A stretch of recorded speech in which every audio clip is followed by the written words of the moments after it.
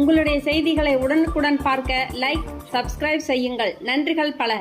சென்னை வியாசர்பாடி சத்தியமூர்த்தி நகர் பகுதியில் சுமார் 20க்கும் மேற்பட்ட குடிசைகள் நேற்று எரிந்து நாசமானது. இந்த பகுதி 37வது வார்டு மாமன்ற உறுப்பினர் டில்லி பாபு ஏற்பாட்டில் அப்பகுதி மக்களுக்கு நலத்திட்ட உதவிகள் வழங்கும் நிகழ்ச்சி நடைபெற்றது. இதில் தமிழ்நாடு காங்கிரஸ் கமிட்டியின் தலைவர் செல்வ பெருந்தகை கலந்து கொண்டு தீ விபத்தால் பாதிக்கப்பட்ட மக்களுக்கு நலத்திட்ட உதவிகளை வழங்கினார். மேலும் தீ விபத்து ஏற்பட்ட இடத்தை நேரில் பார்வையிட்டு அதிகாரிகளிடம் பேச்சுவார்த்தை நடத்தினார். அதனைத் தொடர்ந்து செல்வ பெருந்தகை செய்தியாளர் சந்திப்பில் பேசியதாவது: நேற்றைய மாலை வேசார்பாடி இந்த பகுதியில் ஒரு பெரிய தீ விபத்து ஏற்பட்டு இருக்கிறது. அது சாதுரியமாக மக்களும் மாமன்ற உறுப்பினரும் ஆட்சியாளர்களும் சேர்ந்து தடுத்திருக்கிறார்கள். தலைமுறையாக இந்த பகுதியில் நம்முடைய மக்கள் இங்கே வாழ்ந்து வருகிறார்கள். குடிசையிலேயே வாழ்ந்து வருகிறார்கள். எந்தவித மாற்றமும் இல்லை, வளர்ச்சியும் இல்லை என்றுதான் இவருடைய வாழ்க்கையுடைய இவ்வளவு நாள் அவர்கள் பார்த்தது. இந்த தீ விபத்து உயிர் சேதம் இல்லை, எந்தவித சேதாரமும் இல்லை. ஆனால் அவர்களுடைய உடைமைகள் அனைத்தும் இழந்திருக்கிறார்கள். அனைத்து உடைமைகளும் தீ அழித்திருக்கிறது. சான்றிதழ்கள் எரிந்திருக்கின்றன. மாண்புமிகு முதலமைச்சருக்கு இதன் மூலமாக நான் வைக்கும் கோரிக்கை, இவர்களுக்கு மாற்று இடம் கொடுத்துவிட்டு இந்த இடத்தை அரசு பணிகளுக்கு ஏதாவது பயன்படுத்தலாம். ஒரு முக்கியமான பகுதி இது சென்னையில். இவ்வளவு காலமாக அவர்கள் வாழ்க்கையே இந்த குடிசையிலேயே கழித்திருக்கிறார்கள்.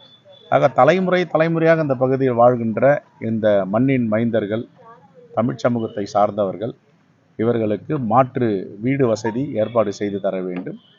அவருடைய வாழ்வாதாரத்தில் ஒரு மிகப்பெரிய வழிகாட்ட வேண்டும் என்று மாண்பு முதலமைச்சர் அவர்களுக்கு இதை கோரிக்கையாக வைக்கிறோம். எங்களுடைய மாமன்ற உறுப்பினர் திரு டில்லி பாபு அவர்கள் நேற்றையிலிருந்து இந்த பகுதியில் இருந்து அவர்களுக்கு உணவு, நிவாரணப் பொருட்கள் அனைத்தும் செய்து தந்திருக்கிறார். அவருக்கு மனதார பாராட்டுகிறோம். அரசும் உடனுக்குடன் காவல்துறையும் வருவாய்த்துறையும் சென்னை மாநகராட்சியும் இணைந்து அந்த மக்களுக்கு ஆறுதலாக துணையாக இருந்திருக்கிறது. இதெல்லாம் பாராட்ட தகுந்தது, வரவேற்க தகுந்தது. இருந்த போதிலும் இவர்களுக்கு ஒரு நிரந்தர தீர்வு காண வேண்டும்.